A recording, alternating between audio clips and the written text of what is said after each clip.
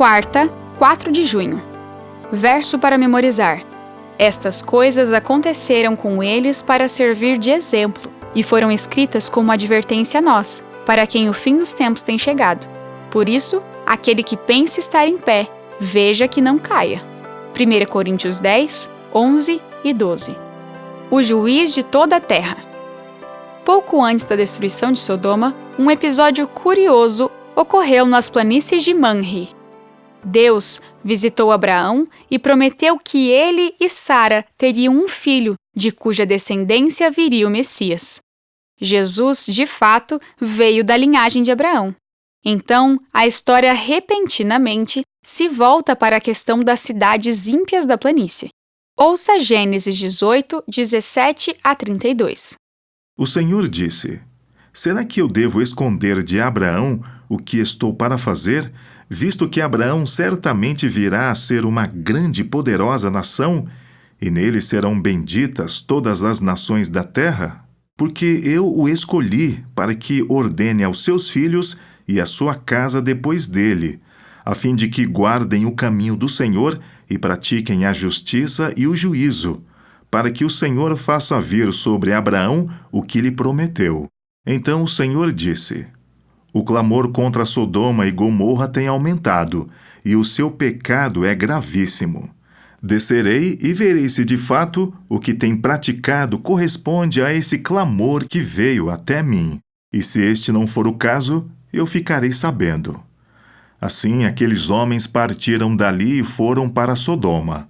Mas Abraão ainda permaneceu na presença do Senhor. E aproximando-se a Abraão, perguntou: Será que vais destruir o justo com o ímpio? Se houver por acaso 50 justos na cidade, ainda assim destruirás e não pouparás o lugar por amor dos 50 justos que nela se encontram? Longe de ti fazeres tal coisa, matar o justo com o ímpio, como se o justo fosse igual ao ímpio. Longe de ti. Será que o juiz de toda a terra não faria justiça?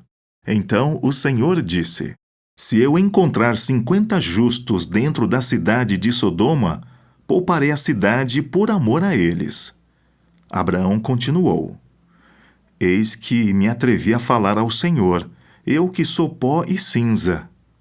Caso faltarem 5 para 50 justos, destruirás por isso toda a cidade?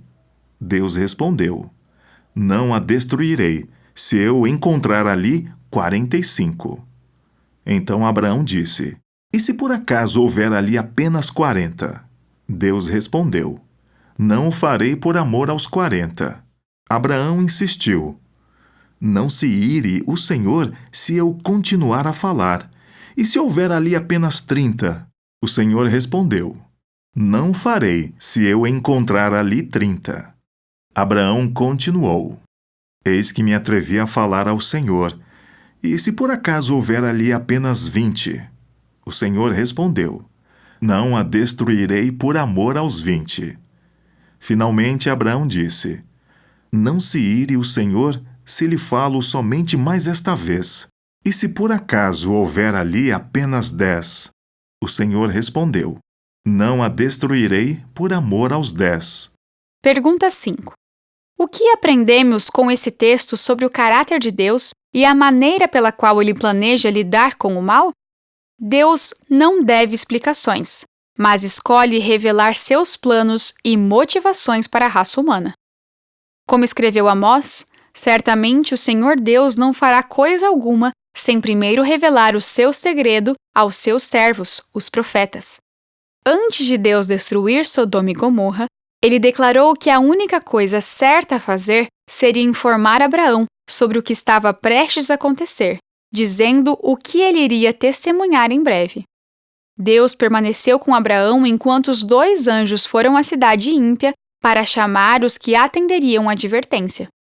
É impossível não pensar nos anjos simbólicos do Apocalipse que realizam a mesma tarefa nos últimos dias, chamando o povo de Deus que vive em Babilônia para sair dela. Enquanto a advertência final era proclamada, Deus conversava com Abraão sobre o que estava prestes a acontecer, e ele voluntariamente se sujeitou às perguntas do patriarca. Longe de ti fazeres tal coisa, matar o justo com o ímpio, disse Abraão.